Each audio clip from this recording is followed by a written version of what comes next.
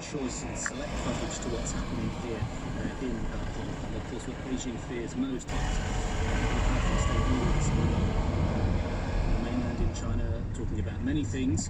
One thing I heard was that Britain should know its place. Robin, thank you very much.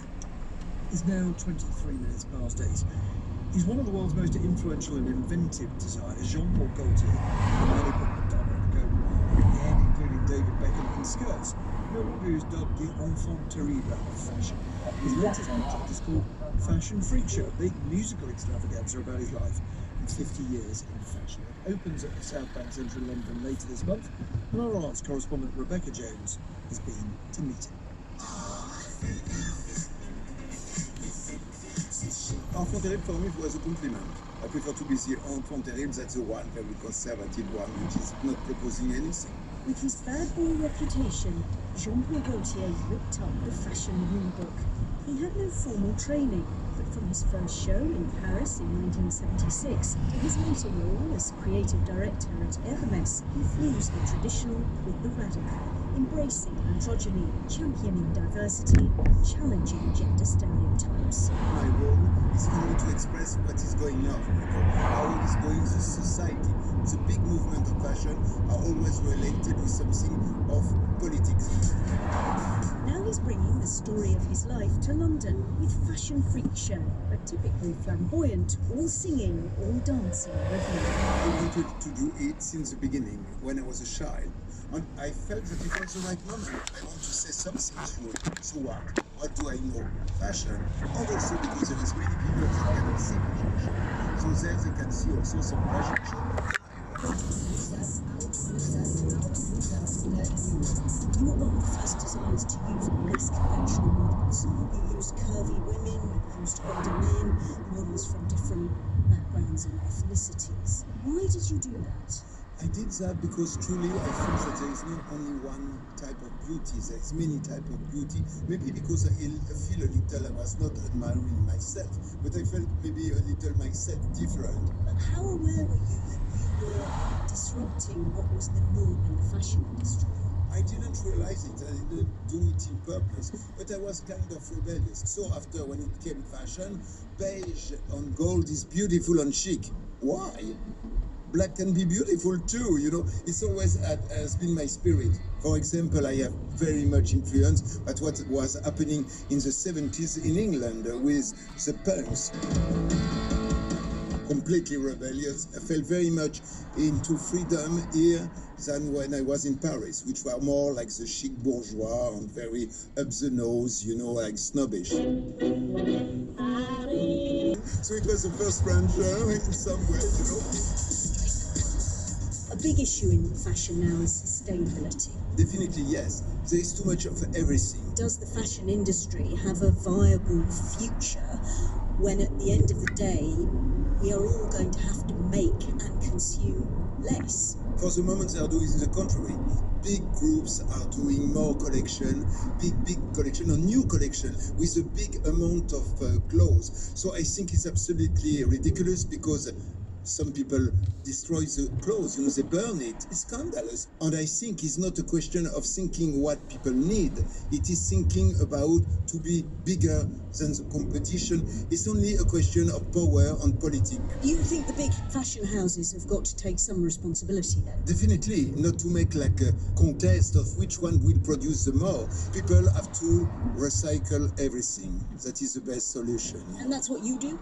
Is what I will do on my next show, not the one on July, the one on January. We'll do all about that. You're 67 now? Yes. In an industry obsessed with youth, what is it like getting older? Of course, it changes things, but I will make collection for old people retired. No recycling I will do. Very good. So keep your clothes from all your life if you can, still since now, you know, and after we can make something new from that. I will help you to do that. Bye-bye. Jean-Paul Gaultier there, talking to Rebecca Jones. It's now 28 minutes past 8. The Lionesses versus the United States, England versus the world champions. The winner of tonight's semi-final of the Women's Football World Cup looks set to be the game itself. The coach Phil Neville is predicting it'll be the TV event of the year with an audience of more than 10 million. For women's football, it has been quite some time coming. Soccer has only one more world to conquer, the women's world. And in Italy, it's well on the way to doing it. Down in the south, Baroness Albini is training a team to represent the country in the International Women's Football Tournament during the next Olympics. The robust signorinas are putting plenty of shapely Italian beef into it. The forwards are training to make deadly shots. The Italians are good, but we think our own girls could beat them. Maybe our men could too. That the unmistakable sound of Pathé looking ahead to the women's football at the 1960 Olympics. It was not, though, until a long time after that, until 1972, that England was to field an international women's football team. And I've been speaking to the first captain of that team, Sheila Parker, who led her team to victory against Scotland. In those days, they didn't think ladies should play football. I suppose, like now, with ladies playing, it's accepted, it's watched, it's enjoyed. What was it like in those early days? Because for a long time, women's football was actually banned here, wasn't it? It was, yes. We just played club teams. There weren't many, and we didn't play often, but we enjoyed it when we played. Were you considered odd to want to play football as a girl and then as a young woman? Well, it was different. When I was very young, 13, I just went on the rec near home, recreation ground, and watched the lads playing football. And then I started joining in with them, and they let me become one of their team. And I used to go and watch Chorley FC very often. I used to pick points up from them, watching them play. So you played for the few club teams there were. How exciting was it then when England formed its first women's football team? Oh, that was brilliant. So honoured. 1972, that was the first official England game. And you were the captain in that first historic game against Scotland. You remember the score? 3-2 we won. More than 7 million people watched the last match, and the talk is that tonight it could be 10, 12 million people watching. Have you been caught up in the excitement at all?